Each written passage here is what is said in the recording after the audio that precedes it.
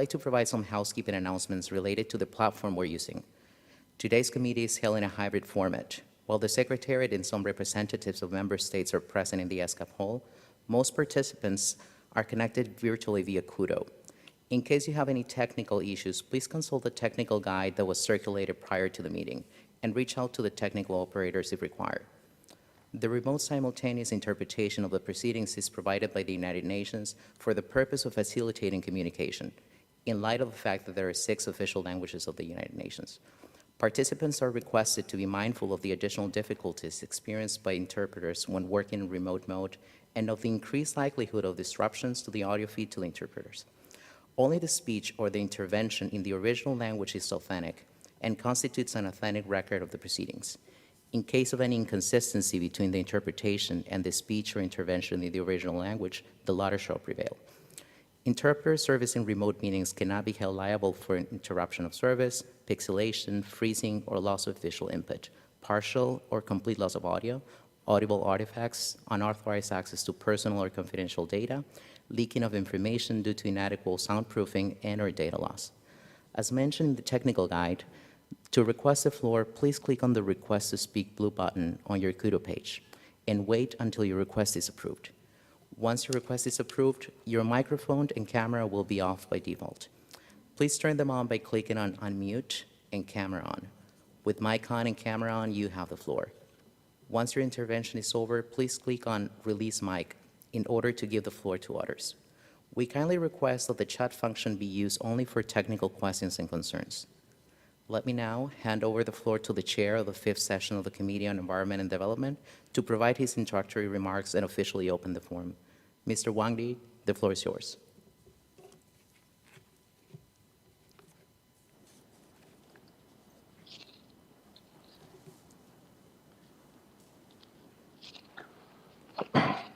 Excellency, Madam Executive Secretary, Excellencies, distinguished delegates, ladies and gentlemen.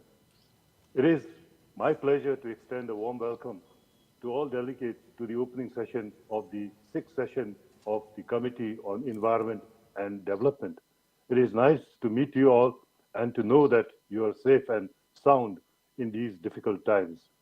It was indeed my great honor to have served as the chair of the 5th session of the Committee on Environment and Development, which was held in Bangkok, Thailand from 21st to 23rd November 2018. Since the 5th session of the committee convened to review current and emerging environment trends and challenges in the region, we have seen the outbreak of COVID-19 pandemic, which has highlighted the urgent need to place the health of our planet firmly on our agenda.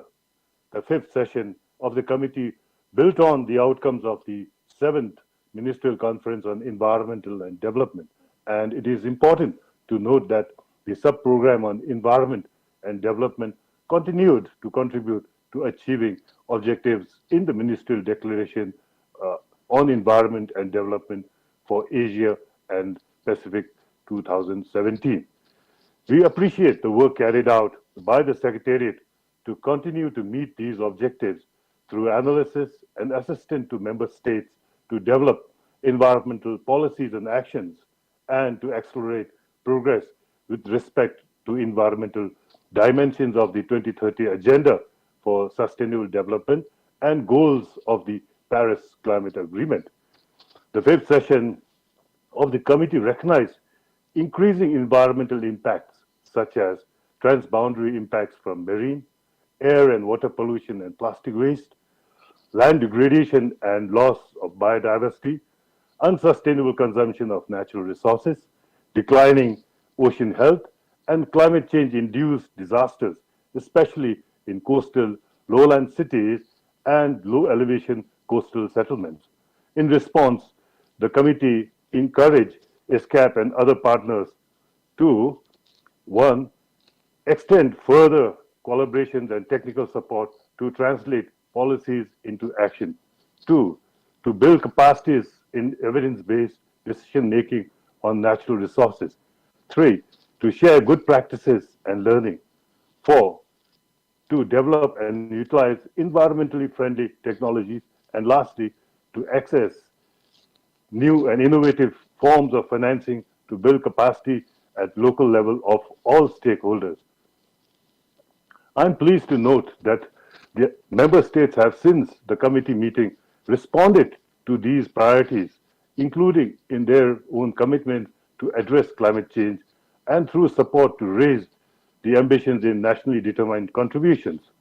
Member states also came together to adopt a resolution at the 75th session, Commission Session to strengthen regional cooperation to tackle air pollution, and the 76th Commission session focused on protecting the ocean.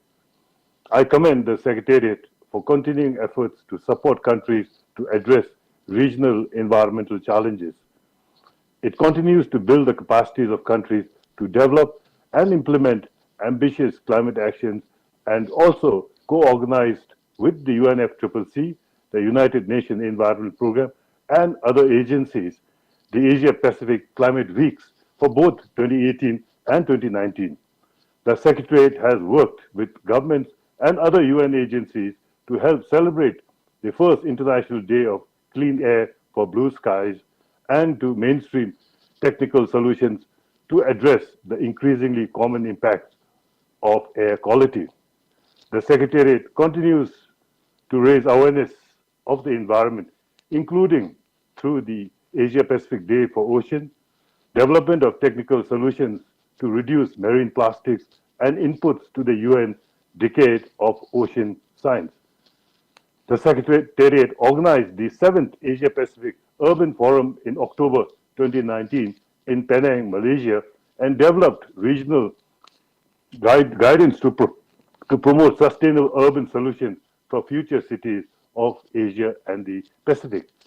We must keep this attention on environment and continue to support countries as we move forward, including to ensure that recoveries from the pandemic place high priority on environment and lead us to a green, resilient, and inclusive Asia Pacific region. As the chair of the 5th Committee on Environment and Development, I would like to thank all member states and the Secretariat for their commitment and look forward to deliberations during the 6th session of the committee. I thank you.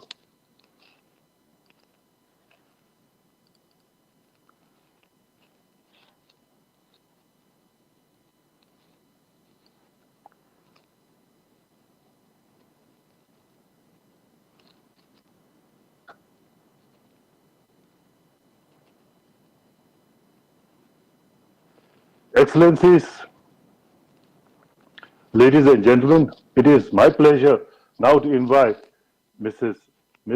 Armida Salcia Aziz Jabani, Under Secretary General of the United Nations and Executive Secretary of UNESCAP, to deliver her welcome address. Madam, you have the floor. Excellencies, distinguished delegates, ladies and gentlemen, a warm welcome to all delegations to the United Nations Economic and Social Commission for Asia and the Pacific, as well as those joining remotely from capitals to the 6th session of the Committee on Environment and Development. The committee convenes at a very consequential point in time. We could not have anticipated 2 years ago, when the committee last met, that we would be meeting during a global COVID-19 pandemic that has exposed some of our greatest environmental challenges. The COVID-19 pandemic has had far-reaching impacts across the Asia-Pacific region and beyond. While much of the attention has been properly focused on protecting the health of population, as well as the social impacts and on the economic recoveries that are needed, we must also understand and address the environmental roots of the pandemic if we are to reduce the risk of future pandemics. Today, our region is going through great transformation with the changing patterns of development, resource consumption, energy use, and CO2 emissions. These changing factors are adversely affecting biodiversity and the environment, threatening planetary health and jeopardizing our ability to achieve the new urban agenda, the Paris Climate Agreement, and the 2030 Agenda for Sustainable Development. As we recover better together, The future of our region is fundamentally tied to success or failure in stewardship of the environmental system and response to the climate change challenge. In this case, ESCAP's scenario building work shows that business as usual is likely to drive significant tensions between and within countries, climate migration, inequality, and hardship. With the post-2020 biodiversity framework taking shape, the decade of ocean science before us, the need to accelerate climate action and progress towards the Sustainable Development Goals, we can no longer defer cooperation on the environment. With this background, may I now focus on the following policy priorities for your consideration and further guidance. First, raising climate ambition. The committee provides an important opportunity in realizing environmental benefits through climate actions. The commitments being made by member states across our region to significant emission reductions, net zero emissions, and carbon neutrality are encouraging, but still not enough. More ambitious mitigation pathways can be achieved, including increasing energy efficiency of industry and cities by 60 to 70%, decarbonization of electricity, and electrification of energy and use, deep reductions in agricultural emissions, and advancing carbon capture, carbon storage, and sequestration measures. I would like to urge governments to incorporate these policy measures in an integrated, holistic, and cost-effective manner in their national mitigation and adaptation plans, establishing voluntary carbon pricing instruments and taxes, fossil fuel subsidy reforms, national and regional emission trading systems, and national private climate finance will secure and mobilize the needed financial support. Second, safeguarding ecosystem health.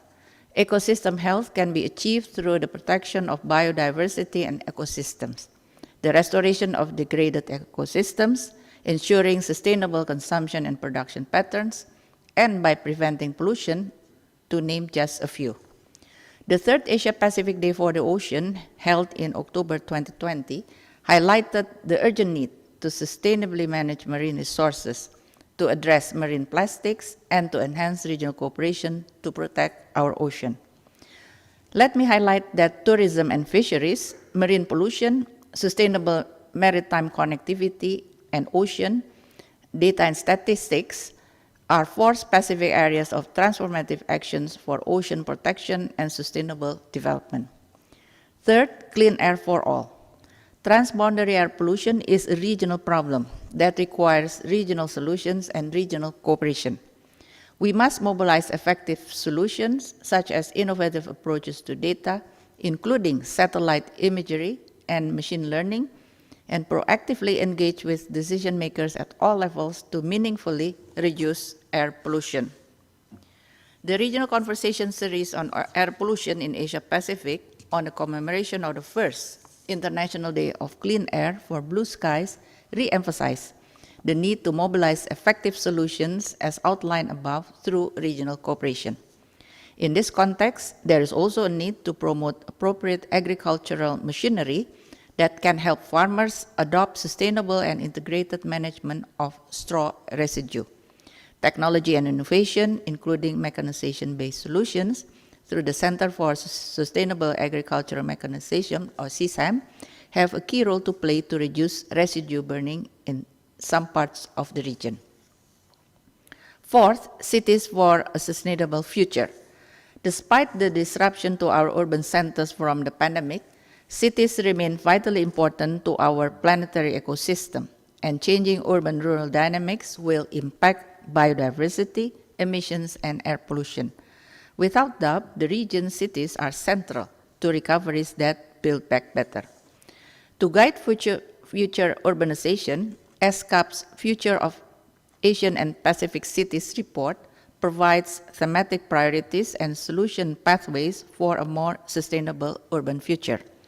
I am confident that well-planned and sustainable urbanization provides opportunity to contribute to environmental value by leveraging smart data and technologies, innovative land-based finance, sustainable settlement patterns, investment in nature-based resilience building, environment-related improvements to health and well-being, and resource efficiencies.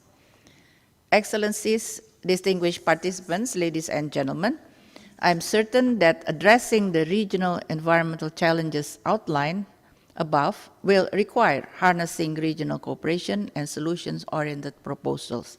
A shared narrative for the future of our region's environment is essential and will require mobilizing member states and stakeholders to avoid future risks. ESCAP, along with the UN system, stands ready to work with member states, local and subnational authorities, international and regional organizations, civil society and the private sector to accelerate innovative solutions to critical environmental challenges. I urge member states to consider opportunities before the committee to support and scale up our collective work on the environment by strengthening the implementation of existing multilateral environmental agreements and intergovernmental processes and mobilizing the region's technical expertise. Furthermore, a proposal for the committee to establish a technical expert group to work with the Secretariat is before you, and we are confident that this enhanced dialogue will further strengthen regional cooperation to build back better and advance the 2030 Agenda for Sustainable Development. The urgency of environmental action has never been more profound. I wish you a very successful committee session. Thank you for your attention.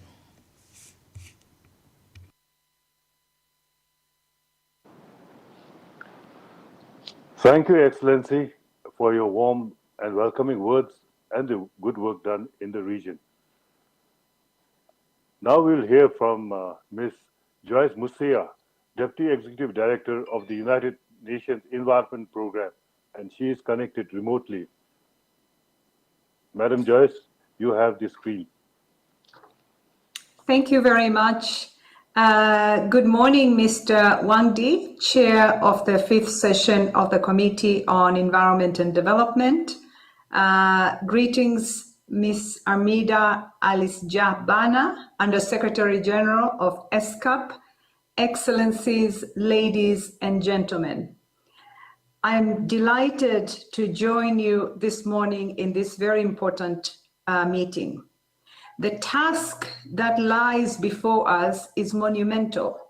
The East Asia and Pacific region could see at least 11 million more people falling into poverty this year because of the pandemic.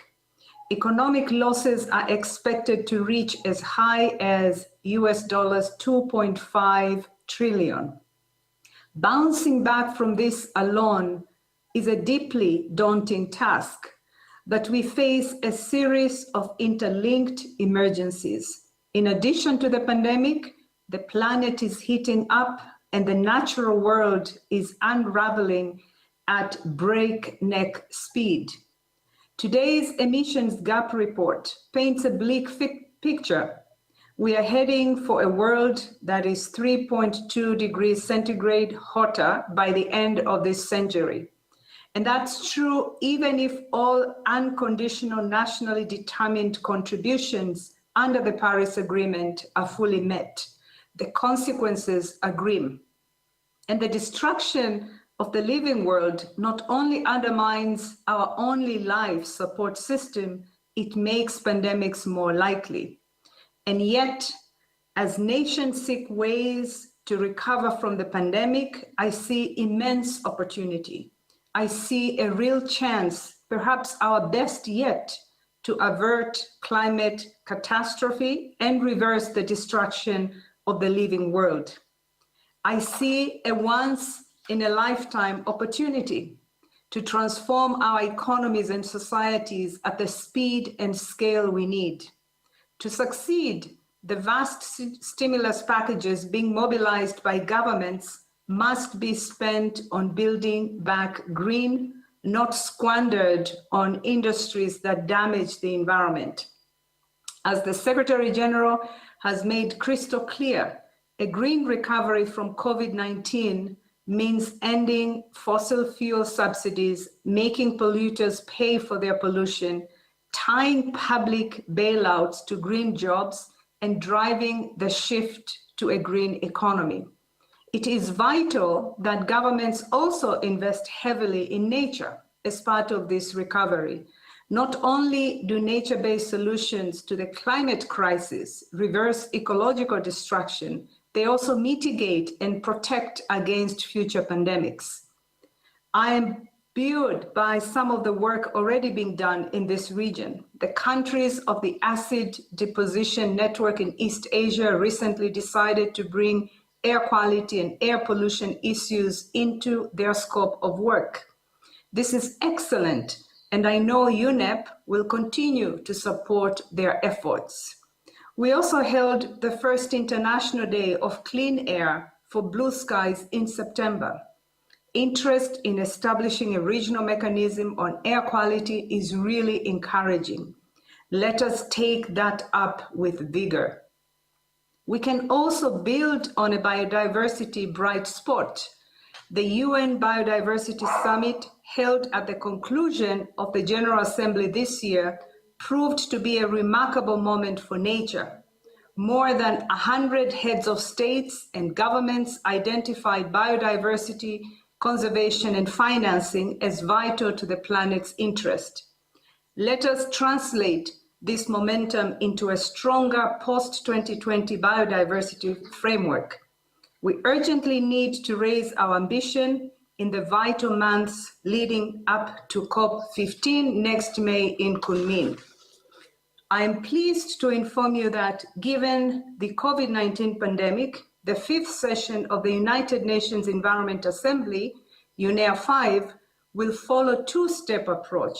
Step 1, in February 2021 in virtual way, to review and adopt UNEP medium-term strategy and biannual budget.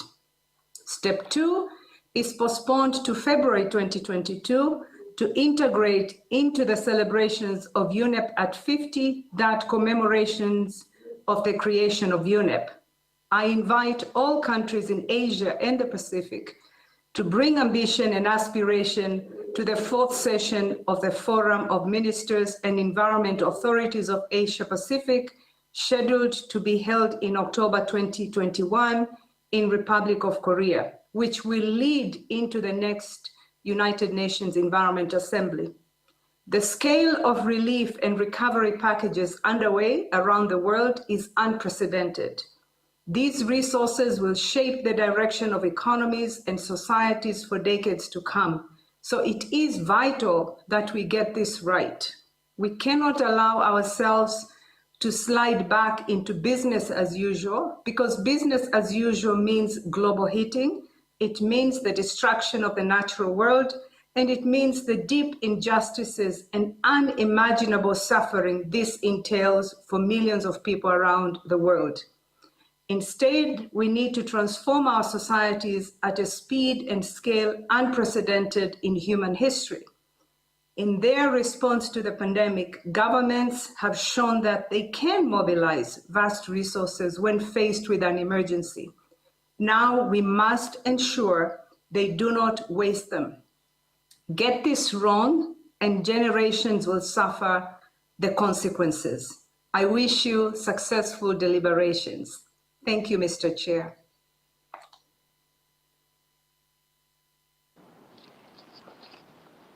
Thank you, Madam. Thank you for your clear assessment of the climate emergency and the need for scaled up climate action on the ground, especially in the region. Excellencies, ladies and gentlemen, continuing with our agenda, we now move to the election of officers of the Bureau. In view of the outbreak of COVID-19 and the special circumstances of this year's committee, I propose that the Bureau comprise of a single chair and 2 vice chairs. May I now open the floor for any nominations for the positions of the chair and 2 vice chairs.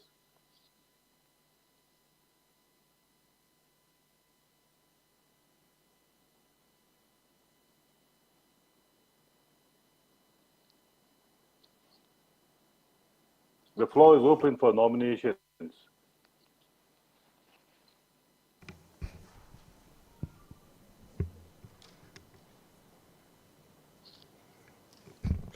I recognize the distinguished delegate from Nepal.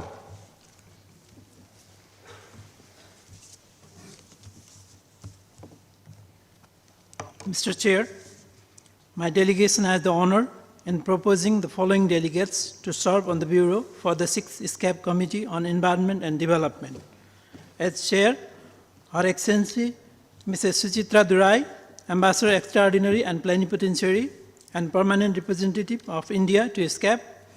As Vice Chairs, Mr. Oleg Samanov, Minister Counselor, Deputy Permanent Representative of the Russian Federation to SCAP, and Mr. Deki Kumar, Deputy Permanent Representative of the Republic of Indonesia to SCAP. My delegation is confident that the distinguished delegates who have been nominated will discharge their duties efficiently and effectively for the successful deliberations of the committee. Thank you, Mr. Chair. Thank you, distinguished delegate from Nepal. The distinguished delegate from Nepal has nominated Her Excellency Mrs. Suchitra Durai, Ambassador and Permanent Representative of India to SCAP, as Chair of the 6th session of the Committee on Environment and Development, and Mr. Oleg Shamanov, Minister Council, Deputy Permanent Representative of the Russian Federation to SCAP, and Mr. Diki Komar, Deputy Permanent Representative of the Republic of Indonesia to SCAP as Vice Chairs. Would any delegation wish to second the nomination?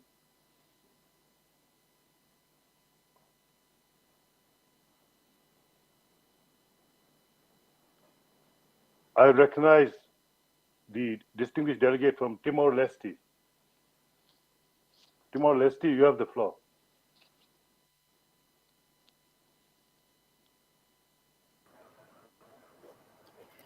Thank you, Mr. Chair. My delegation has the honor in seconding the nomination which have just been proposed by the distinguished delegate of Nepal for the various bureau positions for the 6th SCAP Committee on Environment and Development. My delegation has fully confidence in the proposed bureau in discharging their duty for successful deliberation. Thank you, Mr. Chair. Thank you, distinguished delegate from Timor-Leste.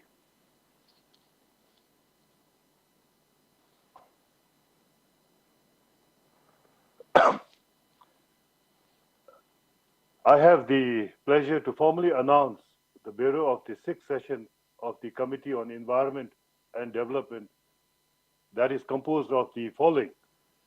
As Chair, Her Excellency Mrs. Suchitra Durai, Ambassador Extraordinary and Plenipotentiary and Permanent Representative of India to UN SCAP. As Vice Chairs, Mr. Oleg Chamanov, Minister Council, Deputy Permanent Representative of the Russian Federation to UN SCAP, and Mr. Diki Kumar, Deputy Permanent Representative of the Republic of Indonesia to UN SCAP. I congratulate the officers of the Bureau for their election. It is now my honor to invite Her Excellency Mrs. Suchitra Durai, Ambassador Extraordinary and Plenipotentiary and Permanent Representative of India to UN SCAP, to conduct this meeting in representation of the Bureau of this meeting from this point onwards. Your Excellency, you have the screen.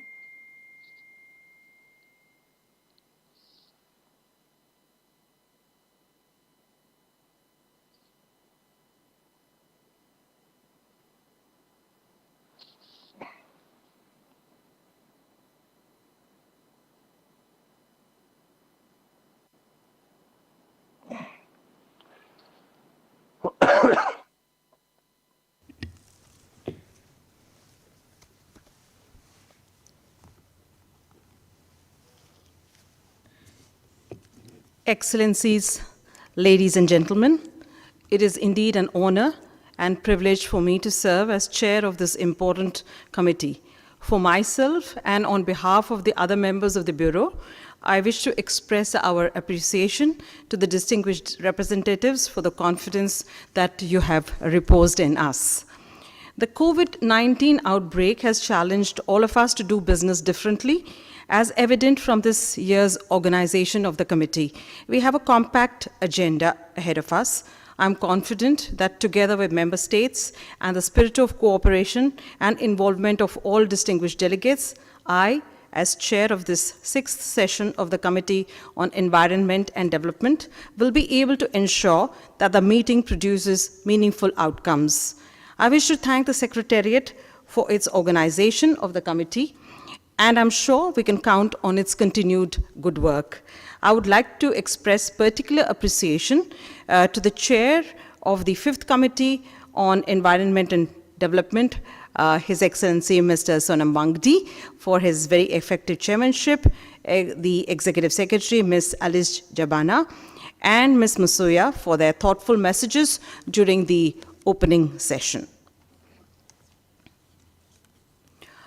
Excellencies, distinguished delegates, ladies and gentlemen, let us now take up agenda item 1C, the adoption of the agenda, as presented to you in document SCAP/CED/2020/L1. Are there any comments on this document?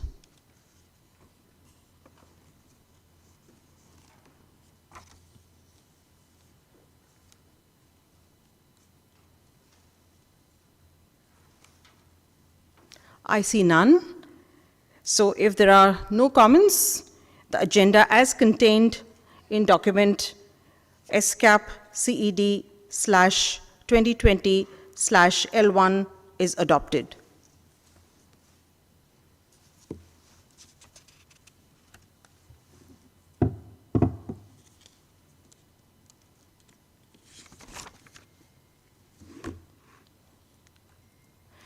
Excellencies, ladies and gentlemen, I thank you for your cooperation in adopting the agenda of the 6th session of the Committee on Environment and Development. We will now move on to the next agenda item item 2, Environment and Development in the Aftermath of COVID-19 Pandemic in Asia Pacific.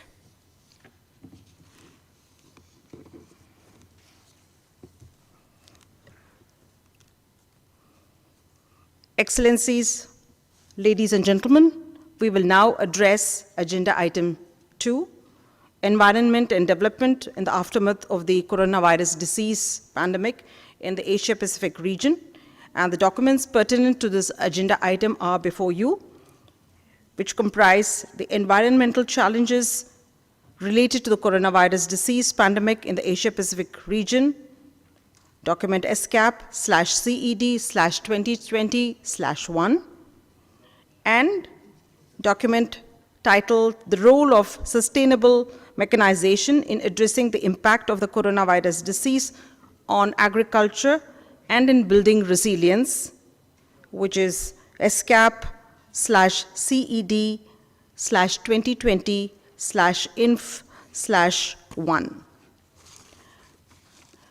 The committee will consider the impact of the coronavirus disease pandemic on the environment, as well as possible responses to reduce environmental risk and strengthen resilience, including through climate action and green growth.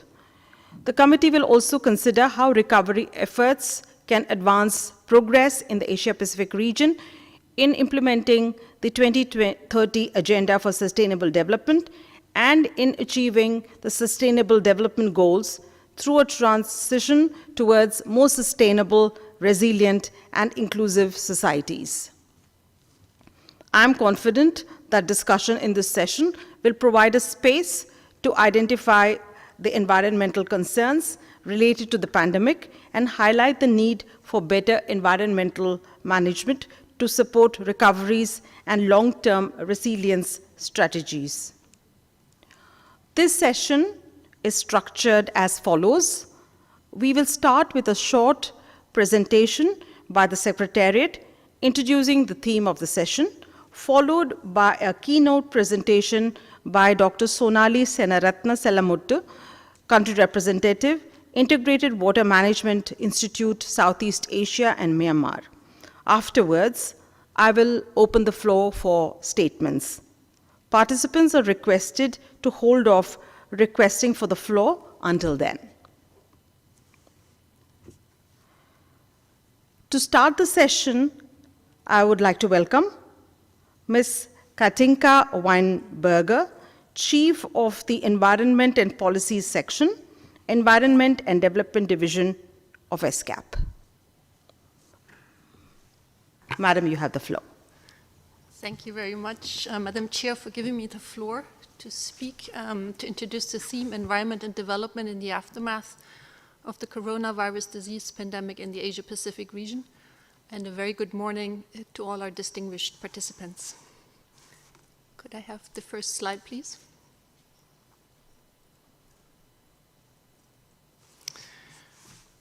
Globally, the emergence of zoonosis, diseases transmitted from animal species to humans, is on the rise. We know that zoonosis now make up approximately 60% of all known infectious diseases and 75% of new infectious diseases in humans.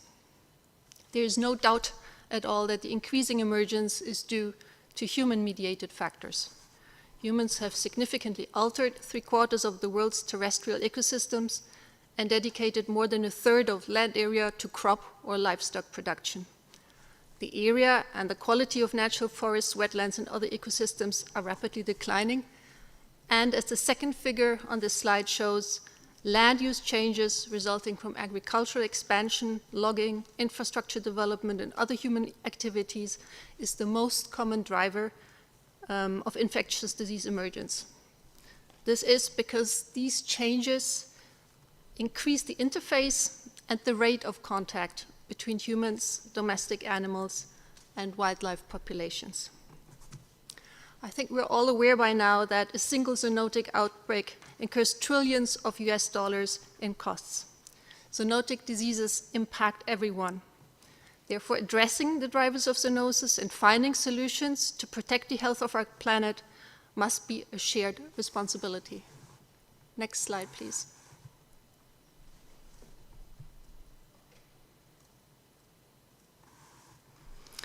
But how can we achieve this? How can we restore a sustainable relationship between nature and human societies to avoid future zoonosis? What are the drivers and which actions can address them? To find answers to these questions, we require holistic and interdisciplinary approaches. Two such approaches are One Health and Planetary Health, where One Health focuses on the prevention of risks and the mitigation of effects of crisis that originate at the interface between humans, animals, and the various environments, while Planetary Health looks at the same issues, but also incorporates the notion of the carrying capacity of ecosystems. Planetary health is defined as the health of human civilization and the state of the natural systems on which it depends.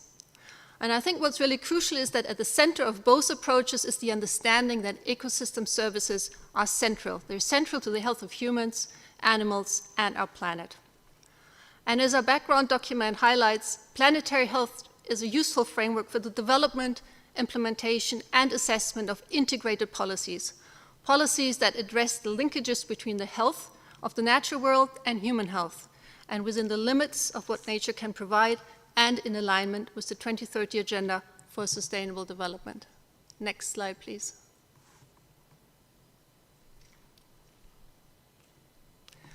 There is really considerable scientific evidence that the changes to the structure and the function of the Earth's natural system is a substantial threat to global human health, and that this threat will become increasingly severe if we don't take steps to remedy the situation.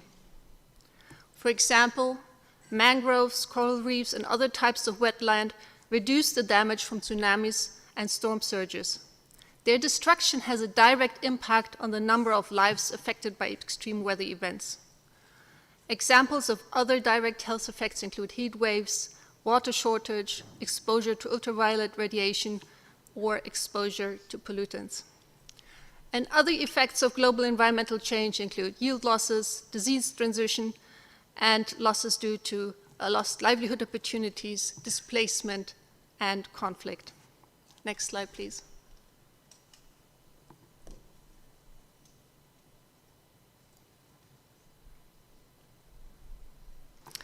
So different strategies are available at national level that promote a greener, more equal and resilient future and mitigate the impacts of environmental degradation on human health.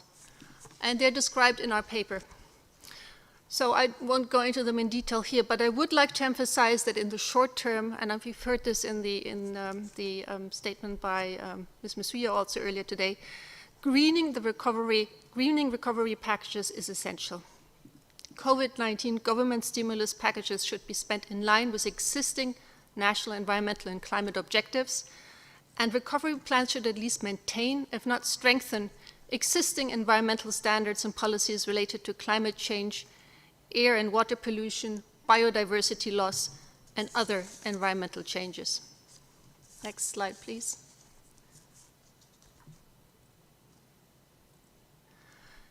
I think it's clear that ecosystems ignore national boundaries, and protecting and sustainably managing ecosystems must therefore be a shared responsibility at regional level. Regional collaboration is therefore essential for managing our shared environmental resources, including on the region's protected areas, wildlife trade, sustainable food systems, and climate ambition. Next slide, please.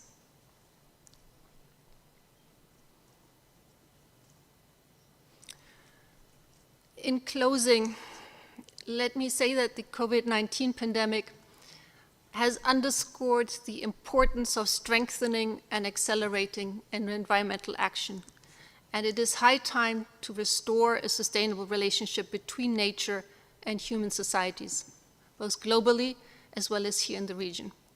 Given this context, the Committee on Environment and Development may wish to provide guidance to the Secretariat on opportunities to use the planetary health framework as a guide for national and regional strategies, and also to provide further guidance on activities and programs in support of a green COVID-19 recovery.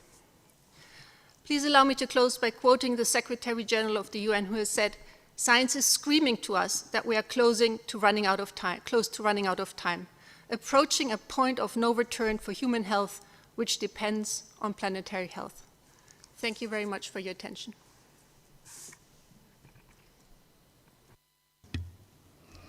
Thank you, Ms. Weinberger, for your very useful presentation, elaborating the concept of planetary health, and of course, emphasizing the importance of regional approaches in dealing with this very important issue. We will now hear from Dr. Sonali Senaratna Selamuttu from the International Water Management Institute for Southeast Asia. Dr. Sonali, you have the floor.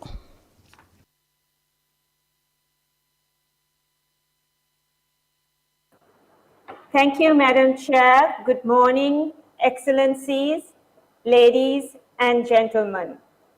I would like to first thank the organizers for giving me this opportunity today. And I'm really delighted to be able to join this session and to speak to you very briefly on the topic of building back better in the Asia-Pacific region in the aftermath of the COVID-19 pandemic.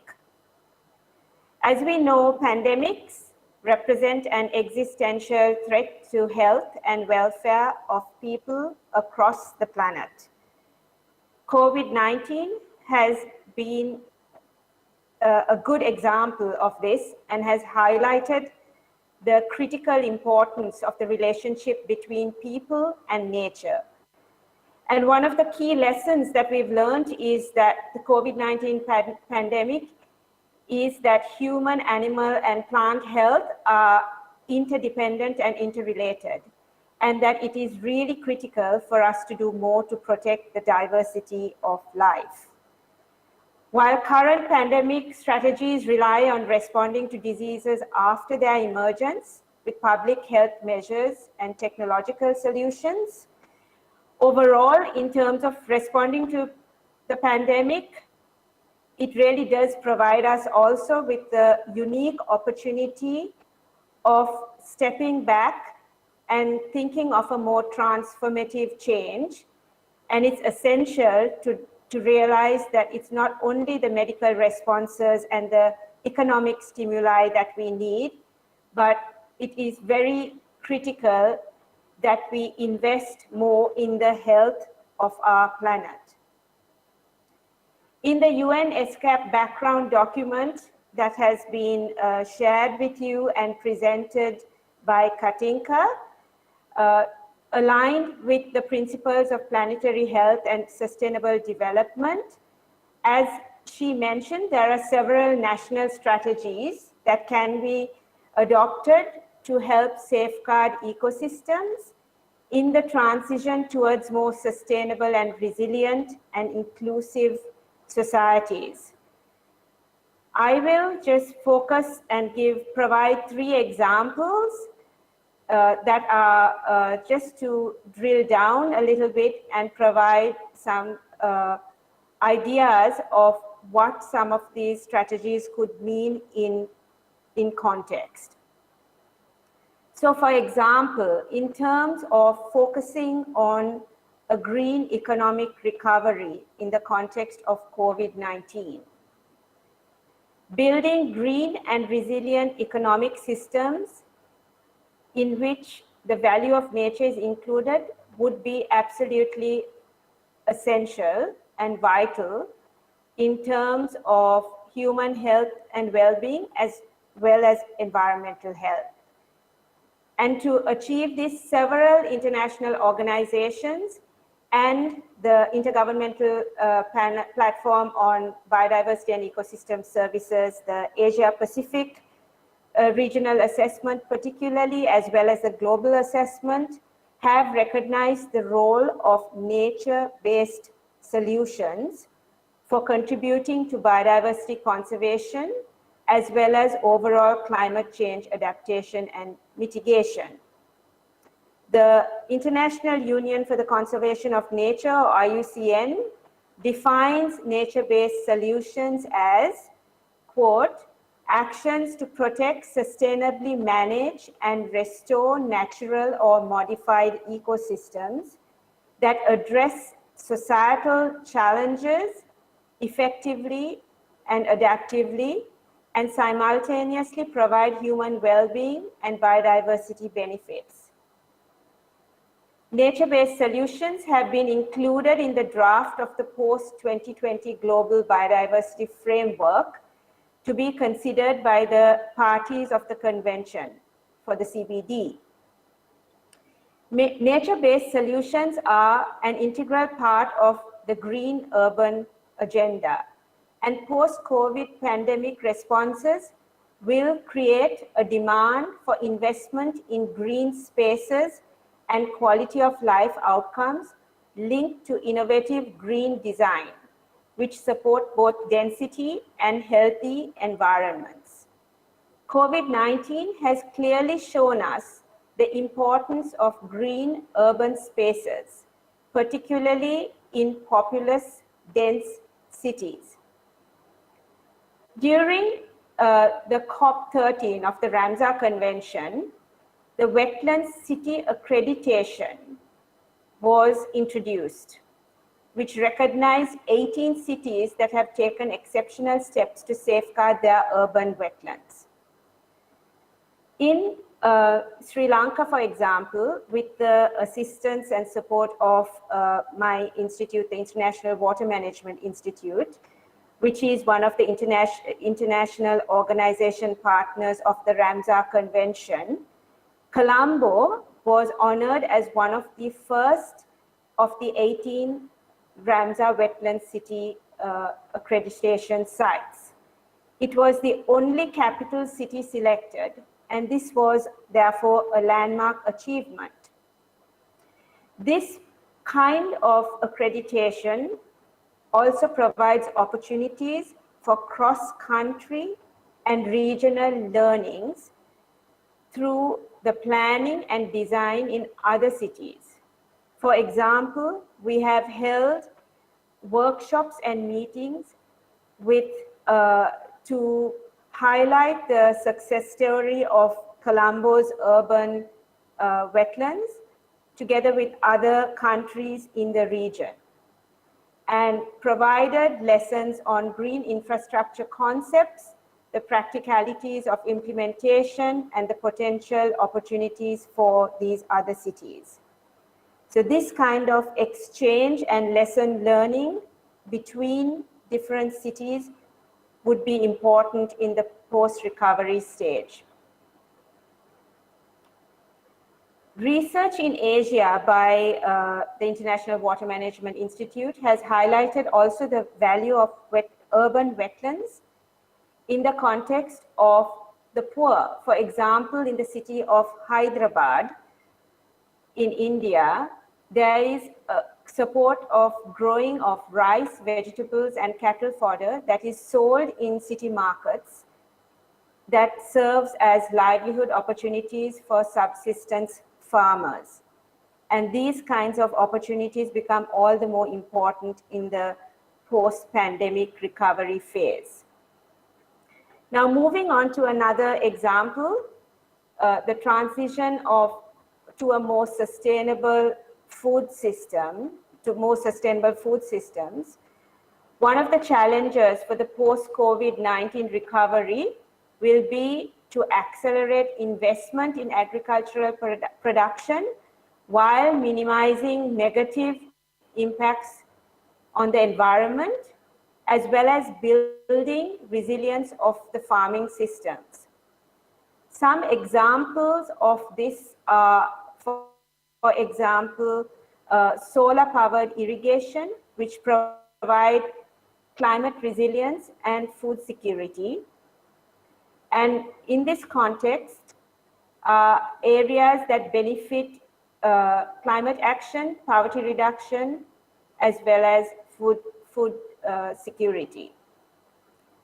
In another example of some work that we are currently doing on the solar irrigation for agriculture resilience in South Asia, this aims to sustainably manage water, energy, and climate interlinkages in South Asia through the promotion of solar irrigation pumps. And this contributes to climate resilient, gender equitable, and socially inclusive agrarian livelihoods in a number of countries in South Asia. This covers Bangladesh, India, Nepal, and Pakistan. And by supporting government efforts to promote solar irrigation, this project responds to government commitments to transition to clean energy pathways in agriculture. All these countries where that have project sites have NDC commitments to reduce greenhouse gas emissions, and solar irrigation pumps can play a significant role in reducing emissions in agriculture. Quickly moving on to a final example, which is focused on moving from biodiversity conservation to agrobiodiversity management. In this example, I'd like to highlight that while conventional conservation efforts have tended to focus on establishing protected areas, while these remain important, we need to remember that these alone, protected areas alone, will not be adequate. So for example, in the Asia-Pacific region, there has been an increase in protected areas, both terrestrial and marine protected areas. For example, according to the IPBES Asia-Pacific Regional Assessment, between 2004 and 2017, there was an increase of 0.3% of for terrestrial protected areas and 13.8% for coastal and marine protected areas. However, what we need to note is that it is also important to look at the role of multifunctional landscape as important in contributing to the management and conservation of biodiversity. and this has been already recognized in the third Conference of Parties of the CBD that promotes the implementation of long-term coordination approaches to improve management of agricultural biodiversity. One such initiative is in Lao PDR, where the Agro-Biodiversity Initiative, or TABI, is a long-term program of the Ministry of Agriculture and Forestry of the Government of Laos. And the goal of this program is to raise the status and integrate agrobiodiversity as a key component in the development policies, practices, and scenarios of the country. Moving forward, in terms of policymakers in the Asia-Pacific region, it is important to consider leveraging the work of the biodiversity-related conventions that countries in the region are party to. They provide vital contributions to building back better, preventing emergence of future pandemics, and to a holistic One Health approach for people, health, and environment. The importance of increasing commitment to the implementation of biodiversity-related conventions as part of a holistic approach to addressing global challenges of biodiversity, climate change, land degradation, and building back better after COVID-19 should be taken into consideration. In conclusion, the pandemic should not be remembered only as a human tragedy, but it's important juncture, I think, for us to reconsider priorities for us as individuals and recognize that safeguarding the health and well-being of the current and future generation is intricately linked to safeguarding the health of our biodiversity ecosystems and our natural resources. And with this, I'd like to wrap up. Thank you very much for your attention. Thank you, Dr. Merci, Dr. Sonali, pour ces points de vue très utiles et pour les exemples très intéressants que vous avez soulignés dans votre exposé. Je vais maintenant donner la parole à l'auditoire pour des interventions représentant des États membres, États associés et aux pays invités et autres groupes et organisations internationales pourront prendre la parole en utilisant l'interrupteur de demande de parole. Je vous rappelle que vos interventions ne peuvent pas dépasser 10 minutes afin de permettre à tous les intervenants de pouvoir prendre la parole. So we already have Donc, nous avons déjà un certain nombre de participants qui ont demandé la parole. Je donne la parole donc à la Malaisie. Je donne la parole à l'éminent représentant de la Malaisie qui va s'adresser à vous.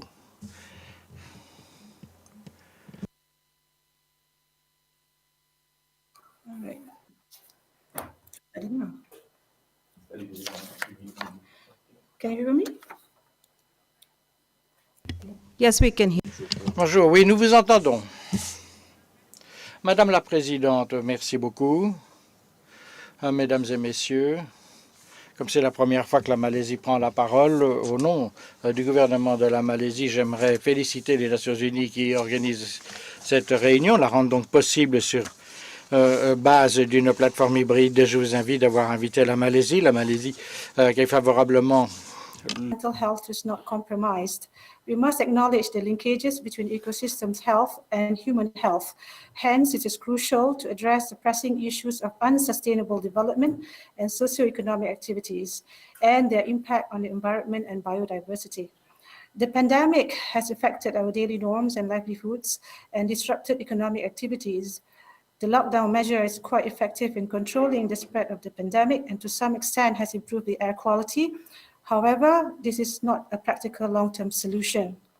In order to build back better, as well as enhance economic sustainability and resilience, it is vital to implement a robust green recovery strategy with multi-pronged measures that control the spread of the pandemic, allow socioeconomic activities to run, sustain people's livelihood, and safeguard the environmental health. This can be achieved by adopting the planetary health approach. With this in mind, for the next 5 years, Malaysia has identified strategies to advance the green growth agenda in the country, and these include transition to a circular economy, promoting green cities, energy, mobility and market, prioritizing environmental health, enhancing water management, intensifying biodiversity conservation and protection, and enhancing resilience to withstand impacts of climate change and disasters, including health-related disasters. SDG localization is also significant during these times, as local governments have an important role in mobilizing resources and ensure no one is left behind.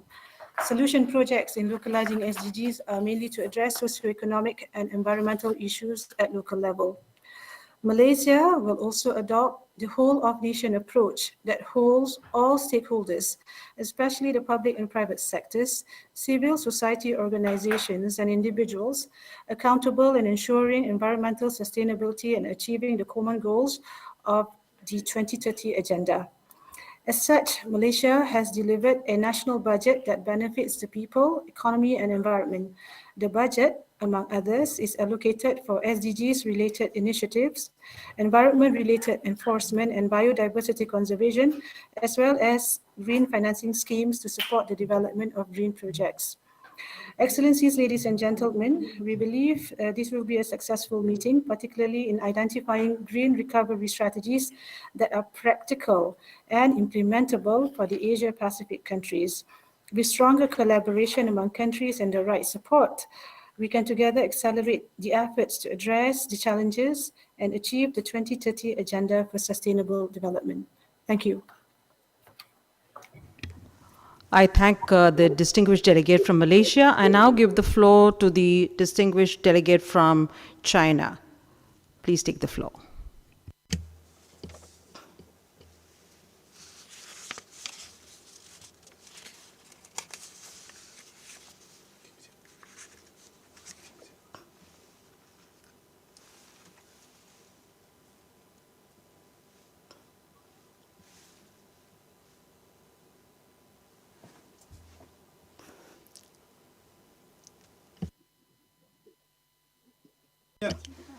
We cannot hear the Chinese delegation. China, we do not hear you. Have you unmuted, please?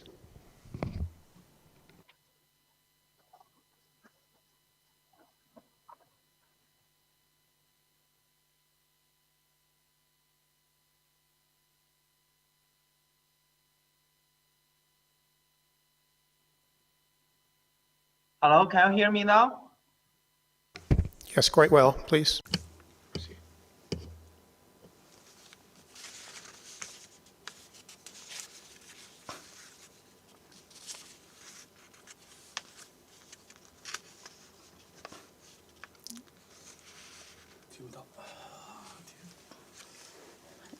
Excuse me, delegate from the People's Republic of China, we do not hear you. I believe you're muted. Can you unmute your microphone, please?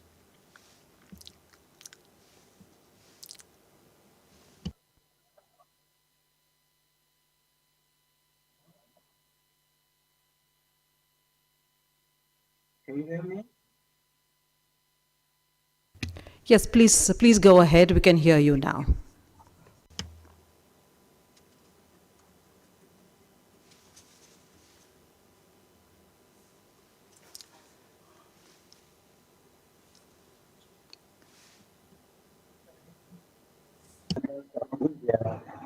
Mrs. Suchira Duroy, on being elected as the chair of this committee. I'm looking forward to fruitful result of this meeting. Now, can you hear me? Yes, we can. Please go ahead. Thank you, Ambassador. The 2020 is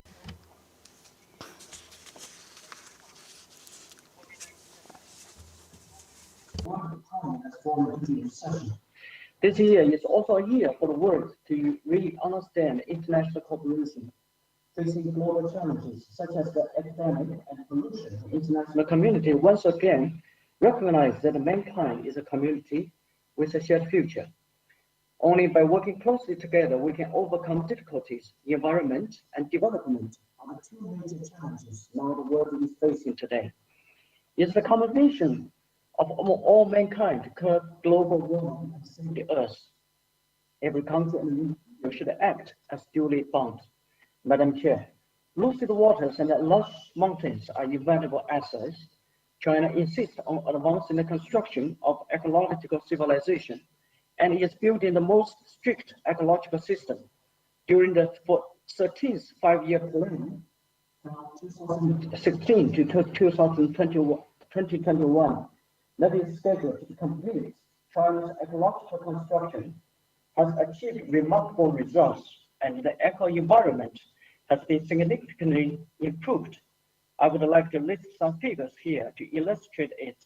In 2019, China's carbon dioxide emissions per unit of GDP was reduced by 13.2% compared to 2015, and 48.1% lower than in 2005. The national clean energy consumption accounts for 23.4% now. China's renewable energy investment has exceeded $100 billion for 5 consecutive years, and the number of new energy vehicles accounted for more than half of the world. And at the end of 2019, the national PM2.5 concentration continued to decline, and the number of days with clear air quality in 337 cities accounted for 82%. More than 95% of villages have carried out clean activities, and the penetration rate of sanitary toilets in rural areas has reached more than 65%. In the past 10 years, China's forest resources have increased by more than 70 million hectares, ranking #1 in the world. These figures have been achieved through hard and continued efforts by the Chinese government and the Chinese people. The 15th session of the 19th Central Committee of the Communist Party of China deliberated and approved the recommendations on formulating the 14th five-year plan and the 2035 long-term goal.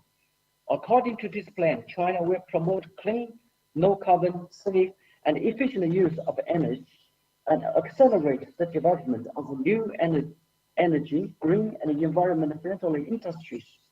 The President of China, Mr. Xi Jinping, solemnly announced that China's new carbon dioxide emissions target will be reached by 2030, and the carbon neutral vision will be reached by 2016.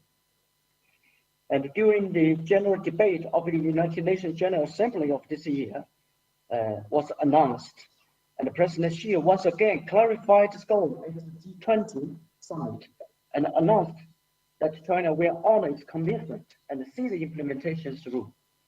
Madam Chair, Asia Pacific is the engine for growth.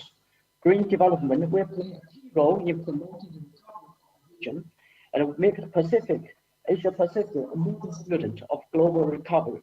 China suggests that the Asia Pacific countries can make further efforts in the following aspects. The first is strengthen the response to climate change. We should uphold the international system with the United Nations at its core and promote the full and effective implementation of Paris Agreement to address climate change under the guidance of the United Nations Framework Convention on Climate Change. The second is to promote green development. We should achieve a high quality and resilient recovery and fully utilize the potential of new industries such as the digital economy and clean energy. And China will continue to promote high quality green and work initiative on the principle of extensive consultation, joint contribution, and shared benefits. The third is fully promote sustainable development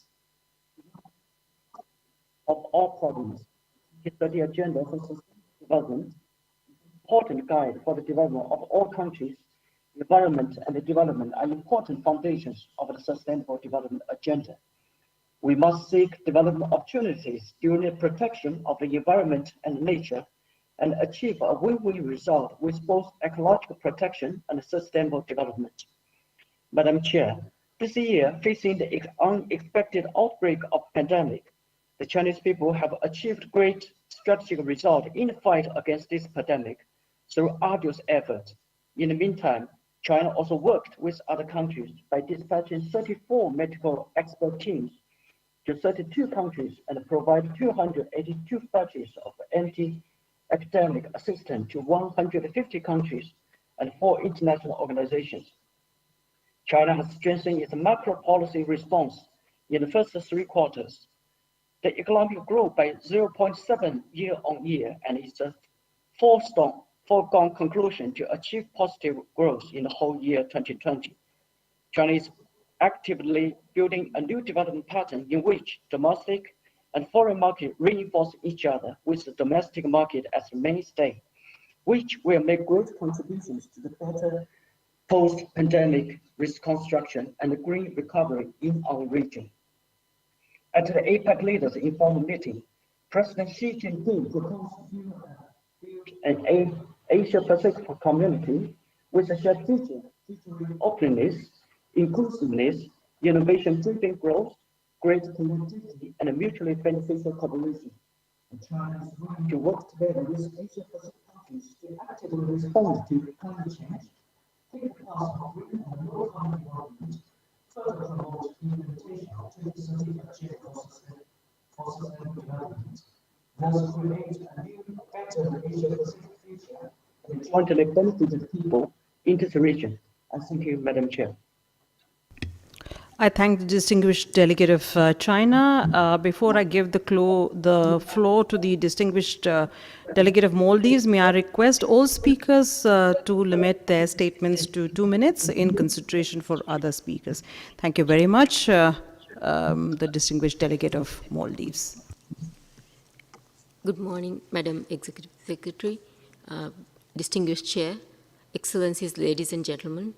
Let me congratulate the Chair, Ambassador Durai, and the Vice Chairs, Mr. Oleg and Mr. D.K. Kumar, of this 6th session of the Committee on Environment and Development. My delegation has full confidence in their stewardship. On behalf of the Maldives delegation, I wish to express sincere appreciation for the comprehensive presentation and for the substantive reports issued under this agenda for our consideration.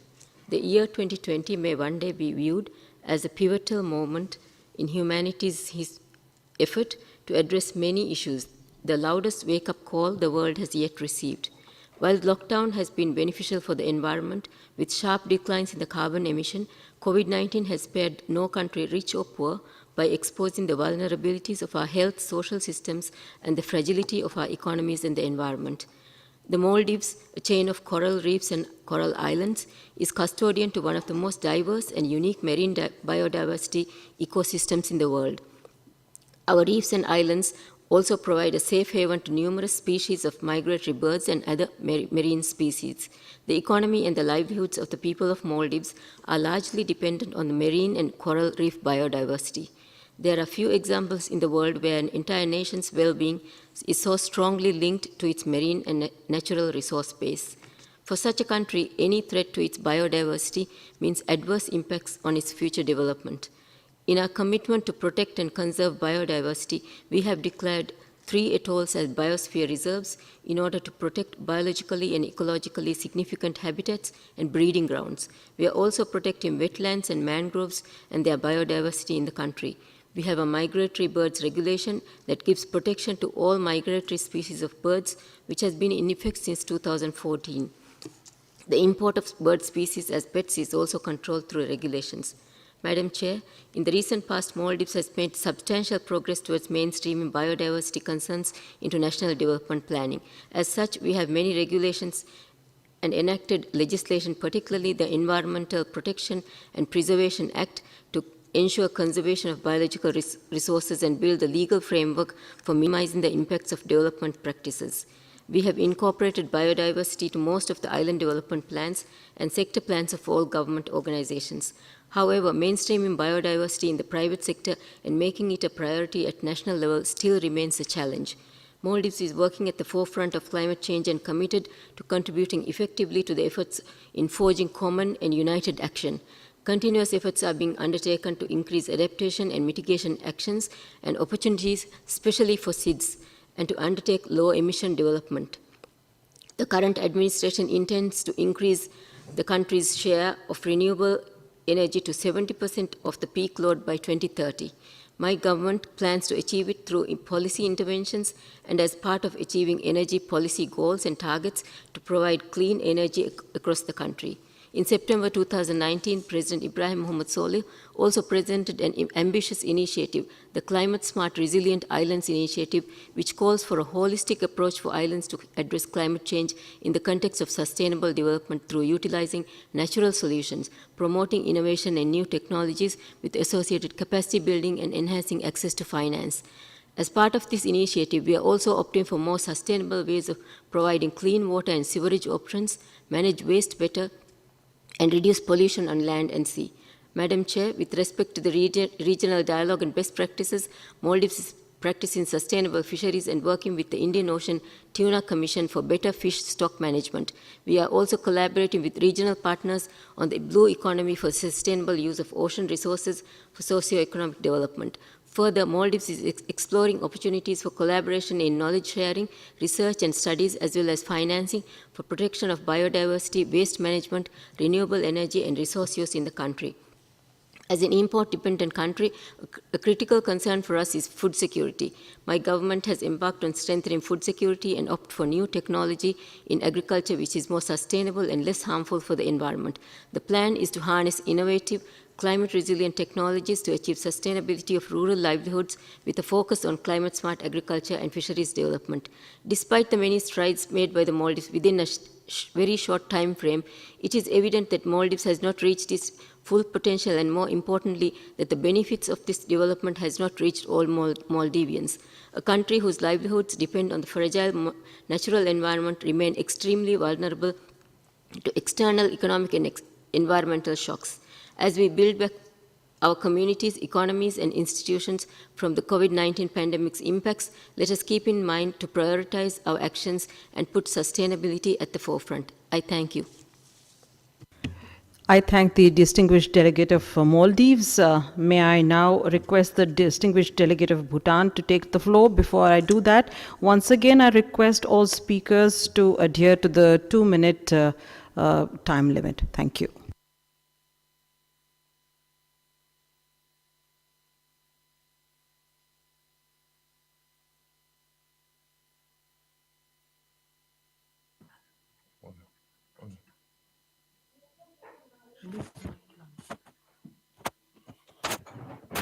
Hello, can you hear me?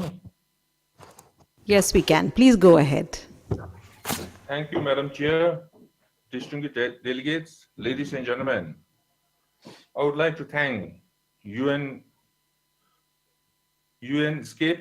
and the Secretariat for convening this meeting and for the insightful reports and the documents to help us in our deliberations. The meeting program and the documents provide us an update on the various environmental challenges that our region continue to grapple with, and these challenges are aggravated further by the COVID-19 pandemic. Countless lives and livelihood have been affected. Millions have lost jobs and economies have come to a standstill. We have been dealing with multiple shocks from both the COVID-19 pandemics and the existential threat of climate-related impacts. The world's poorest and the most vulnerable among the hardest hit global and common environmental challenges such as climate change and the current pandemic only serve to remind us that in an interconnected world, our approach to development must be holistic. The link between environment and development and the work undertaken by the committee therefore remains key our pursuit of SDGs and 2030 Agenda for Sustainable Development. Bhutan is a small, least developed and landlocked developing country. We have immense development challenges. However, finding the right balance between the pursuit of socio-economic development and protection of our environment has been at the heart of our development approach based on development philosophy of gross national happiness.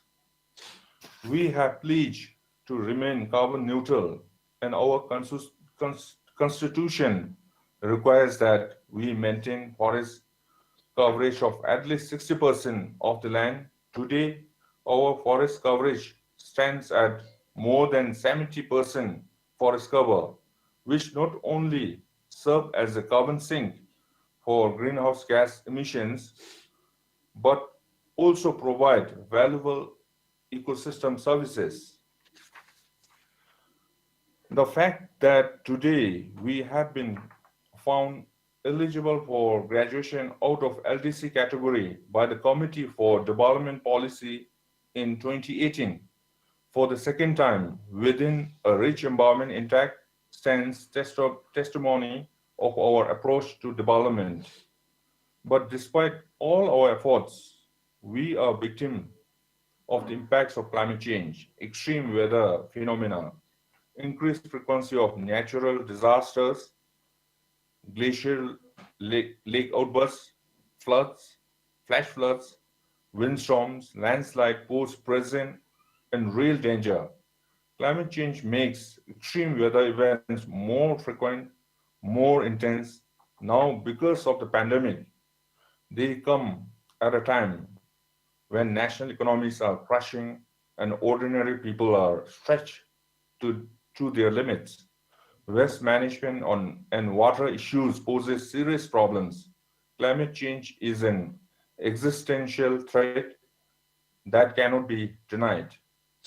The 12th five-year National Development Plan is critical as it is Bhutan's last plan as a LDC and will serve as our transition strategy for graduation. Efforts during the period will focus on consolidating past progress and addressing the remaining last mile challenges to build a strong foundation for a vibrant, resilient, sustainable economy towards achieving SDGs. However, we are extremely concerned with the extreme impacts of the COVID, which has significant and long-lasting repercussions for communities, agriculture, markets, and sustainable development.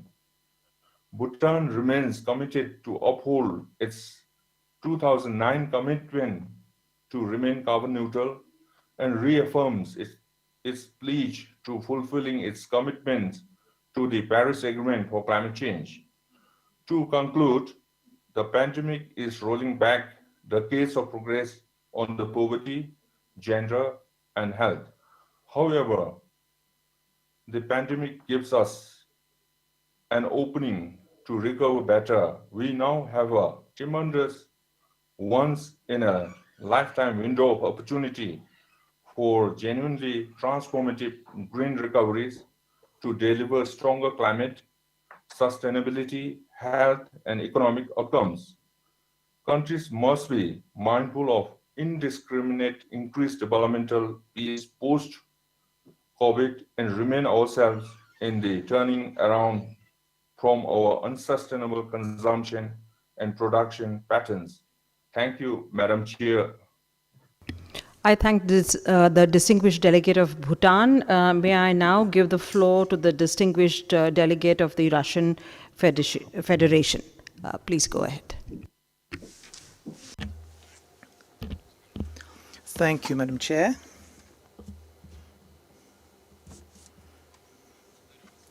Thank you. The passing year has shown us how security is important and how it depends on the environment. When we talk about the environment, I personally always remember a very famous story called Mowgli by Rudyard Kipling. To me, it seems there's a very interesting aspect in it. The man could survive in nature only by becoming part of it. We often forget that we are part of nature.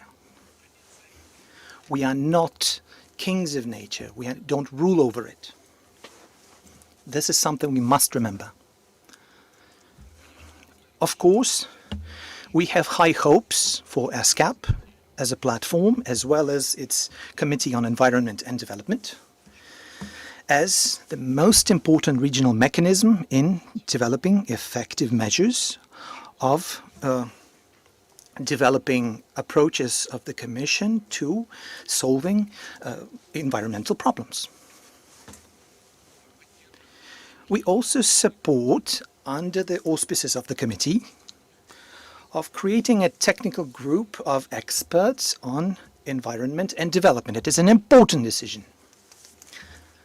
It could be an important decision, and I hope that we will take this decision, because this will be an instrument that will support the dynamics and strengthen the effectiveness of the current cooperation on environment between the committee sessions. Of course, it is important to use in our future work what ESCAP has already achieved in regional cooperation in order to solve such problems as keeping the ecosystem and biodiversity, sustainable management of natural resources, sustainable consumption production, agriculture, fighting pollution, air pollution,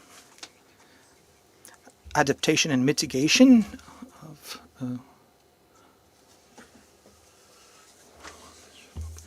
I would like to say that an important role in these efforts are played by such a mechanism called NEOSPAC. There is a very important practical work there that's being conducted. For instance, we're talking about keeping the teak trees, leopards, and tigers. Also, we would like to particularly stress the efforts that the Russian experts take part in on fighting air pollution. The partnership, the Clean Air Partnership. Of course, we support the regional cooperation in adaptation and mitigation of environmental changes. But when we talk about global climate change, it is important to remember that the key international cooperation in this area is, as we all know, being performed at the framework of climate change and the Paris Agreement. UNFCCC and the Paris Agreement.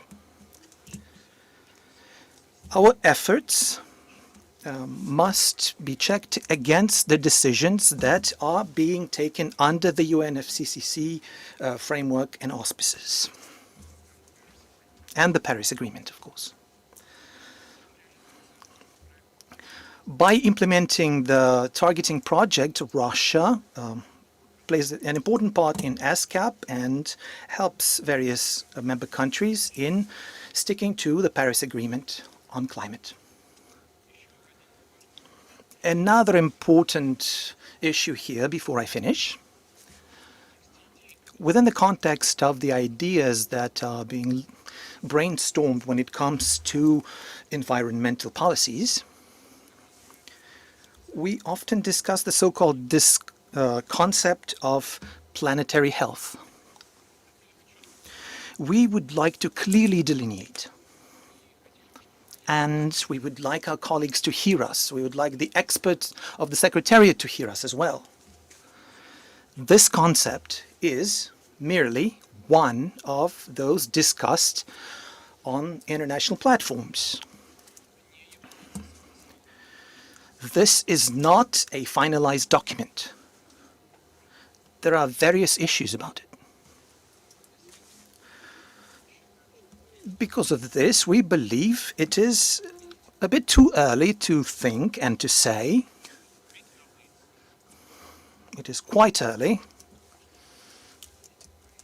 to say about its consolidated development throughout ESCAP. Madam Chair, I would like to finish on a positive note, however. We do see that the coronavirus pandemic, as many have already mentioned here in this hall, and both virtually and here locally, it is a kind of warning from nature to humanity. We must hear it. We must hear this alarm bell. At the same time, the year taught us that international solidarity, mutual help, collective efforts, unity rather than disunity of effort are capable to fight against global threats. Thank you very much. I thank the distinguished representative of the Russian Federation. I now give the floor to the distinguished representative of Japan with the request once again to adhere to the time limit. Thank you. Thank you, Madam Chair. Ladies and gentlemen. Ironically, coronavirus increases the use of disposable plastic products such as masks, protective gears, face guards, and that reassures that plastic materials still play an important role in society. Having Osaka Blue Ocean vision of G20 last year in our mind, marine plastic litter remains an issue that requires urgent action. If we consider the negative impact that the issue continues to have on marine diversity, people's livelihood, fisheries, tourism, and the shipping industry. On September 3rd this year, Japan hosted a ministerial meeting of the online platform for sustainable and resilient recovery from COVID-19. With participants from 96 countries, including 46 ministers and deputy ministers, this meeting is the largest online global conference related to climate change. And this meeting succeeded in sharing and advocating commitment and concrete actions concerning the double crisis of coronavirus and climate change.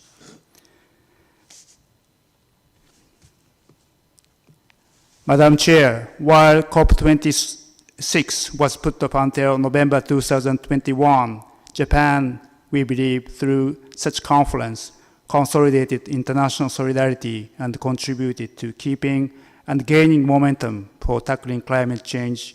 Thank you. Thank you very much, the distinguished delegate of Japan. May I now give the floor to the distinguished delegate of the Republic of Korea. Thank you.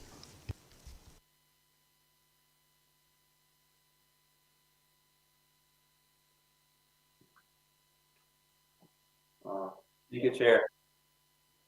Excellencies, distinguished delegates, ladies and gentlemen, on behalf of the government, I would like to convey our gratitude to Madam Chair and ESCAP for hosting this important meeting despite daunting challenges. The COVID-19 pandemic, climate change, and environmental degradation all share a common cause, climate crisis. In this regard, Korea sympathizes with the diagnosis that the planetary health approach should be the starting point of our solution, and that this approach should serve as the basis to build back better and greener from the pandemic. This guiding principle needs to be supported by specific and actionable implementation strategies. As mentioned helpful and useful document for the agenda. Korea has embarked on the journey of Green New Deal, a greener, more sustainable and inclusive recovery with an aim toward carbon neutrality by 2050. Korea's Green New Deal is an action-oriented 5-year fiscal stimulus package that will help us overcome the current economic and climate crises. The Green New Deal focuses on 3 key areas, namely green transition of urban and living infrastructure, decarbonization and decentralization of energy, and green industry innovation, along with considerations for regional balance and social safety net. Excellencies, ladies and gentlemen, as pointed out in the document, global solidarity as well as regional collaboration is crucial to ensure that we do not revert back to the business as usual before the pandemic. To that end, Korea plans to actively share the experiences of Green New Deal and 2050 carbon neutrality strategy, and to fully support the developing countries in the Asia-Pacific region with their recovery efforts. In particular, the Seoul Initiative Network on Green Growth has provided development support since 2006 together with UNEP, and now it will begin 4th phase for 2021 with specific focus on helping the countries tackle climate change and build better and green.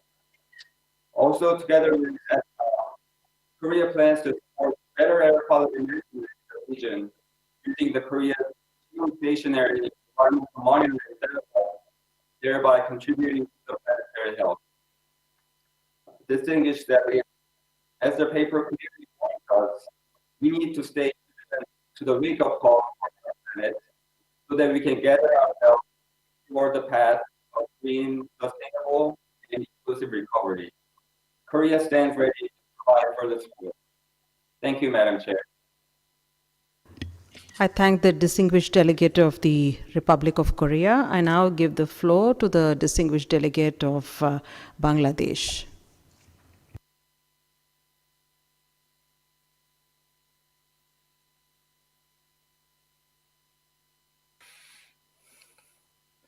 Thank you very much for giving me the opportunity to speak something regarding the Bangladesh issue. First of all, Honorable Chairperson, I want to mention the point given by Honorable Under Secretary of the United Nations in her speech that she called to raise the climatic ambition. Keeping her main theme in mind, we have taken a lot of decisions to raise our climatic ambition. We are revising our NDC, and it is about to be submitted very soon. Under all scenario described in the Intergovernmental Panel on Climate Change 2018 special report on 1.5 degrees centigrade, global net anthropogenic greenhouse gas emission must fall 45% by 2030 and reach net zero around 2050. IPCC indicates that urgent and transformative action is necessary to keep global temperature rise to 1.5 degrees Celsius or below to achieve the sustainable development goals, and the countries unanimously agreed to work toward global goals that would limit global average temperature rise under the Paris Agreement. The main principle of Paris Agreement is that no country should backslide on its intention. Keeping that in mind, we have already, Bangladesh has taken the chairmanship of Climate Vulnerable Forum, that is CBF. Right at the moment, Bangladesh is taking the chairmanship of CBF, and at the same time, vulnerable 20, most vulnerable group of this area, that is V20, and at the same time, we have taken a lot of actions. The Global Center on Adaptation has been established at Dhaka during last September, which was inaugurated by Honorable Prime Minister Sheikh Hasina under the leadership of Sheikh Hasina. And we, in response to innovative solution of climate, the adaptation, we are working a lot in locally lot adaptation work. Bangladesh is on the verge of formulating the BCCSCP, that is Bangladesh Climate Change Strategic Action Plan, and at the same time, National Action Plan. And perhaps this is the first country, Bangladesh is the first country in that region that has formulated Bangladesh Climate Change and Gender Action Plan, which we are implementing right at the moment. We are spending 1% of our total GDP in climate change, and it is last year we spent 2 billion in the climate sector. So we are a lot of working are going on, and finally, the Bangladesh strongly endorse the formation of technical expert group. That is decision number 1, and also expressing the interest of Bangladesh in participation in that technical expert group. Thank you all. I thank the distinguished delegate of Bangladesh, and I now give the floor to the distinguished delegate of India. I must confess I've been very indulgent with all speakers, but I'm not going to be indulgent with you. So please be short and snappy. Thank you. Thank you for the floor, Madam Chair.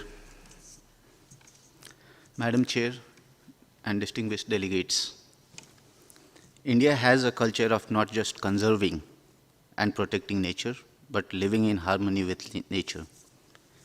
The emergence of COVID-19 pandemic has emphasized the fact that unregulated exploitation of natural resources coupled with unsustainable food habits and consumption pattern lead to destruction system that supports human life. India believes that if you protect nature, nature will protect you. As far as India is concerned, according to Climate Action Tracker, India is among the top 5 countries whose actions are on track to keep global warming below 2 degrees Celsius target. As our Environment Minister said, we are walking the talk on our commitments related to climate change. Our strategy includes reduction in emission intensity by percentage of GDP, increase of non-fossil fuel-based power such as renewable energy, and creation of additional carbon sink. I am also pleased to inform this committee that in the course of last decade, India has enhanced the combined forest and tree cover to 24.56 of the total geographical area of the country. India aims to restore 26 million hectares of degraded and deforested land and achieve land degradation neutrality by 2030. This is a target which shows our ambition. India is advancing on a broad front to ensure a clean energy future for its people, which is drawn from its civilizational attributes. As far as India is concerned, there is also an active and vibrant civic society which is promoting citizens' awareness of the threat of climate change. To keep it short and to conclude, I would like to add that regarding the Technical Expert Group on Environment and Development, India proposes that the TEG should have adequate representation from the member countries of UNSCAP. Further, the working of such group should be transparent and inclusive. Thank you, Madam Chair. Thank you all. I thank the distinguished delegate of India for that statement and for saving our reputation. I now give the floor to the Asia Pacific Research Network.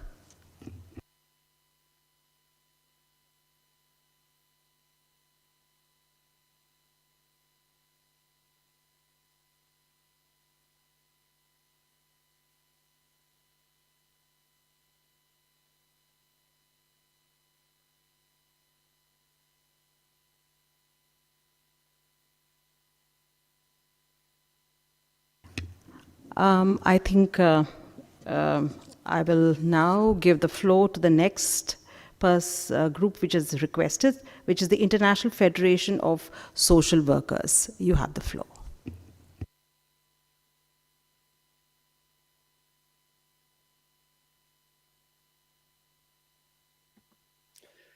Thank you, Madam Chair. Excellencies, distinguished delegates and fellow participants, thank you for this opportunity. I represent the International Federation of Social Workers, which is the global professional body for social workers. With over 141 member countries representing over 3 million social workers globally, we are on the front lines of human rights and social protection with a shared commitment to human rights, self-determination, climate and social justice. We welcome this opportunity and commend ESCAP and the committee for recognising climate action as one of the core strategies for achieving sustainability and also realising the 2030 Agenda and the SDGs. The IFSW supports the committee's statement that the pandemic has served as a wake-up call, underscoring the importance of strengthening and accelerating environmental action. As with climate change, COVID-19 has disproportionately affected marginalised populations, further entrenching poverty and inequality. Climate change is the greatest challenge that we all face, and as social workers, we are united in our call for immediate action from every actor in the region and across the world. The changes confronting our environment because of global warming are already profound and extensive, making climate policy an urgent responsibility for member states, especially in the Asia-Pacific region. We need to shift rapidly away from fossil fuels towards cleaner, healthier, and safer forms of energy. Social workers see firsthand the impacts of inaction and the need for systemic, long-term solutions for the well-being of the entire ecosystem, including humans, for current and future generations. For social workers, climate action is inherently a social justice issue, and this is why the SDGs are so vital, as they recognise that climate action and sustainability are only possible if we address social inequality. We urgently need member states to act and ensure we have a healthy and sustainable environment. Member states need to create strong collaborative national frameworks that focus on poverty eradication and sustainable development. There also needs to be far greater transparency and accountability, as many member states in the region have been the barriers to climate action, and it has become increasingly the responsibility of the NGO sector to address this inaction. As a core part of our practice, social workers understand that meaningful social and environmental action can only be achieved if people's voices are heard and they have influence over their own lives. Climate action requires a whole of society approach, and member states must be willing to develop meaningful partnerships and networks. We call on all member states to work in partnership and collaboration with communities, civil society, NGO, and professional groups to achieve meaningful and sustainable change, and to work with and learn from Indigenous peoples in the region. If we are to achieve the SDGs, the Decade of Action needs to start with a fundamental shift towards a collaborative and bottom-up approach to assure we have a sustainable world for generations to come. Thank you.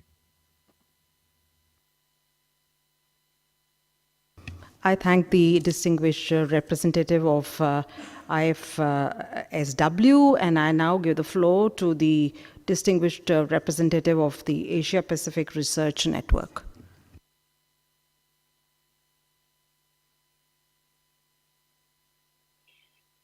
Thank you so much, Madam Chair and distinguished excellencies. Thank you so much for giving us the opportunity to speak in this meeting. I am Jasminda Lumang. I am the Secretary General of the Asia Pacific Research Network, and I am also one of the co-chairs of the Asia Pacific Regional CSO Engagement Mechanism, which is composed of 610 civil society organizations in 18 constituencies and in 38 countries all over Asia Pacific. We just came from the recently concluded People's Forum on with the theme Systemic Change and Solidarity are the only antidotes for the COVID-19 pandemic. And I'm so happy to share with you some of our recommendations from this meeting. First of all, I'm happy to hear that many of the things that we've been trying to tell you in the last several years are now being discussed in this forum. The means of implementation is very crucial in addressing the systemic barriers that we have been telling everyone. in all forums, from the national, regional, and even at the global forum. However, we really need to underscore, the policy coherence question that needs to be addressed by the United Nations and even the governments in different countries in Asia Pacific. The reason being because, for example, we support the recommendation for the technical working group, and we hope that this body will also include civil society organizations, because especially indigenous peoples who have traditional knowledge about how to deal with zoonotic diseases and stuff. And in the context of the digital divide, we are so happy that UNESCAP has given us the opportunity to discuss our concerns regarding having virtual meetings like this, because as you know, we struggled with it, not only because we do not know Kudo, but also we do not have internet access in many places. And so we welcome the efforts of our Madam Executive Secretary to have a meeting with us, with the advisory committee of the permanent representative and other representatives designated by members of the commission. And in relation to the discussions here, I hope that we also look at the other policy coherence issues, like the regional trade agreements, the recent regional agreements that was signed by the ASEAN countries. The RCEP has many implications for us. And the discussions around the waiver for the TRIPS agreement, for the prevention and containment of treatment of COVID-19 in the TRIPS agreement that was lobbied by our governments from India and Pakistan. We support that. Thank you very much. Even pharmaceutical companies will be in the position to dictate the vaccine pricing, and of course there's really a need for a moratorium on the ISDS clauses at the very least during this pandemic, because we know that transnational corporations, multinational corporations alike are ready to sue governments who are violating the ISDS clause. So these are very key recommendations that we would like this committee will look into. And also in relation to the preparations for the UNEA, our environmental working group is currently discussing how we can engage more strongly, particularly since we're only given a few days, just one day for meetings. We hope that this virtual meetings will also give us the opportunity to engage more with you, because we appreciate that we are able to do this at the regional level, but at the national level we are very, very challenged. And so we hope that our distinguished excellencies, especially we support the recommendations and the statements that were made by the distinguished delegate from the Russian Federation and also Bhutan for the importance of partnerships. And we understand that we also have a stake in this, not only because we are part of the global community as civil society, although we are not part of government, we are non-state actors, and we are part of the private sector. But then we still need to discuss a lot of things in terms of moving forward like the role of the small medium enterprises. May I, sorry to interrupt, may I request the distinguished representative of the Asia Pacific Research Network to quickly conclude her statement? We fully understand your concerns. Thank you. Thank you so much, Madam. And finally, to wrap up, I'd like to thank you for giving us this opportunity to speak, and we hope to have more conversations with you in the future, especially in the lead up to the UNEA meetings next year. Thank you so much. Thank you. May I now give the floor to the distinguished representative of WHO, the Southeast Asia Regional Office.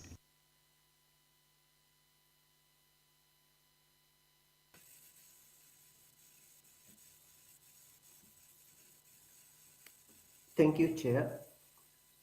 Excellencies, distinguished participants, ladies and gentlemen.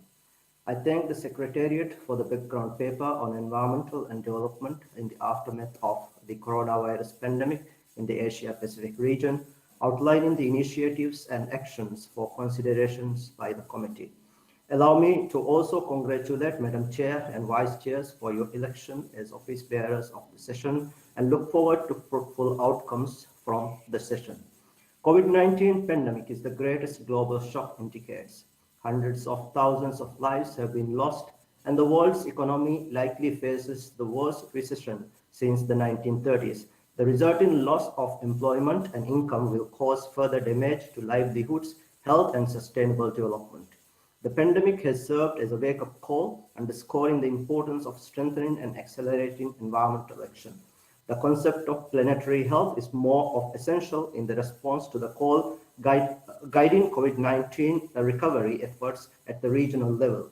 Planetary health can also guide whole of government approaches to COVID-19 recovery efforts at all levels and to specific sectoral policies.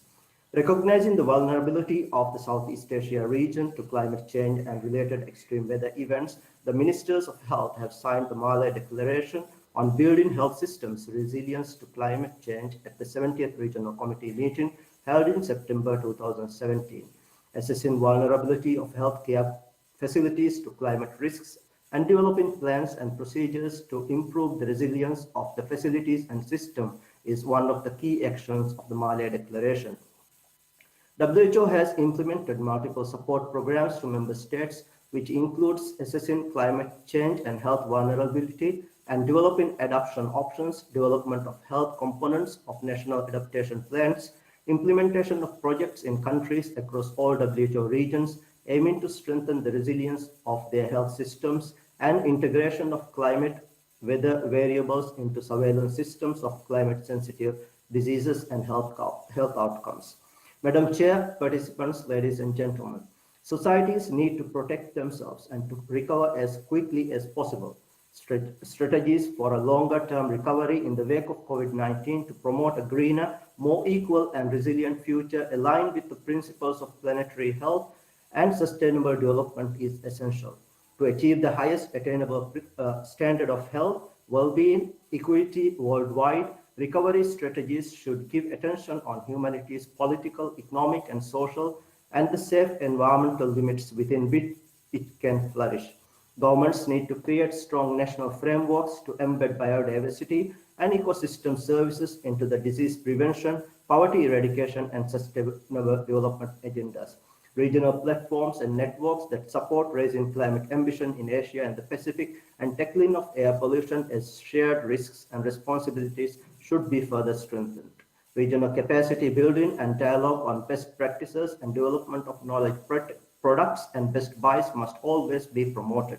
In view of those challenges and opportunities presented, WHO reiterates and supports the actions forwarded by the committee as these are all in line with the central policy prescriptions of WHO's Manifesto for a Healthy and Green Recovery from COVID-19 and call upon member states and partners to implement the Manifesto for a Healthy and Green Recovery from COVID-19 while also focusing on achieving the Sustainable Development Goals. We wish for successful deliberations and outcomes. I thank you. I thank the distinguished delegate of WHO. for his statement. I now give the floor to the distinguished representative of the International Atomic Energy Agency. I request you to strictly abide by the time limit of 2 minutes. Thank you very much.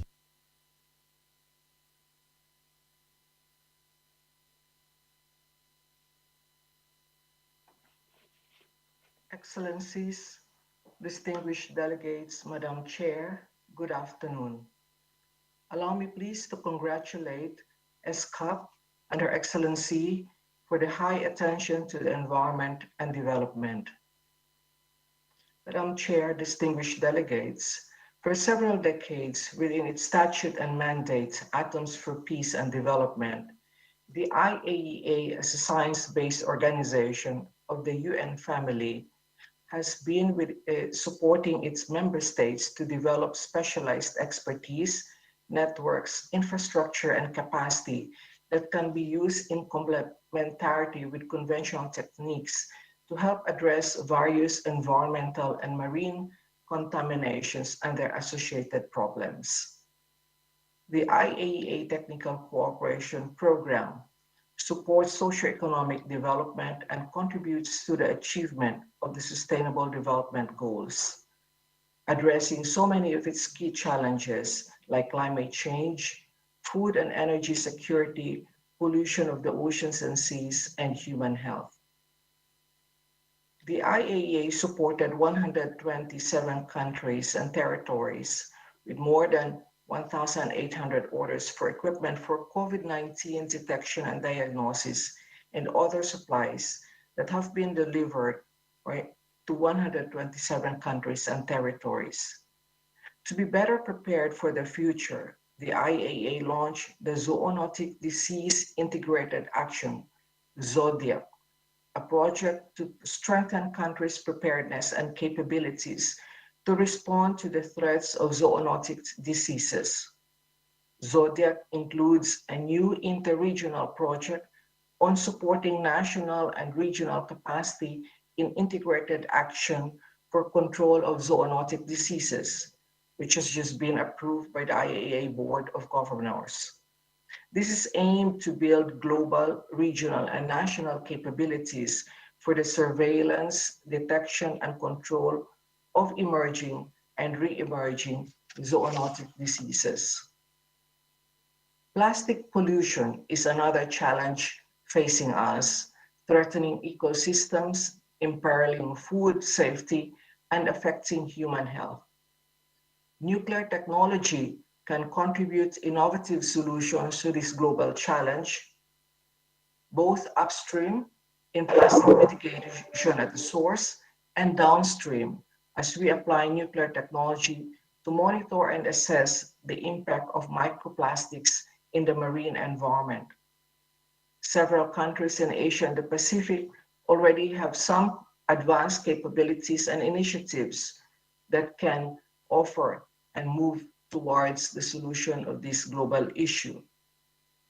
The IAEA therefore has launched a new initiative, Nuclear Technology for Controlling Plastic Pollution, or NUTEC Plastic, which will gradually integrate nuclear technology into initiatives at every level that address the plastic challenge. Since 2012, the IAEA has invested over 10 million for 24 technical cooperation projects to establish laboratories, train counterparts, and develop regulations for marine contamination control. For the program forthcoming for 22-23 alone, the IAEA member states have various projects related to this. Madam Chair, I would like to conclude to express our strong interest and to look in supporting the initiatives related to the environment and development as part of our program, and look forward to our collaboration for a synergy towards a comprehensive and convergent actions to address current and emergent environmental challenges.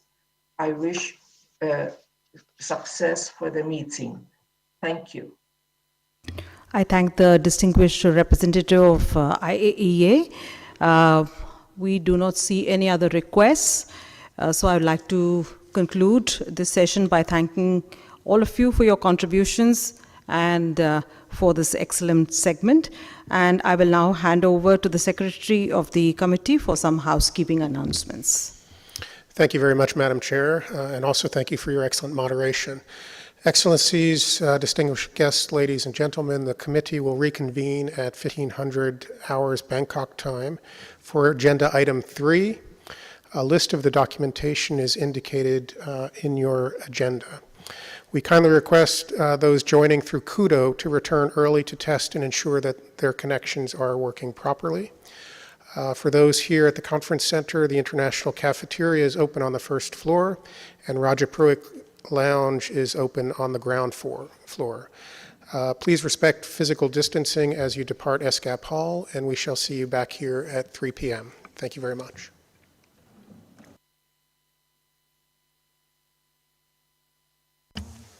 Oui.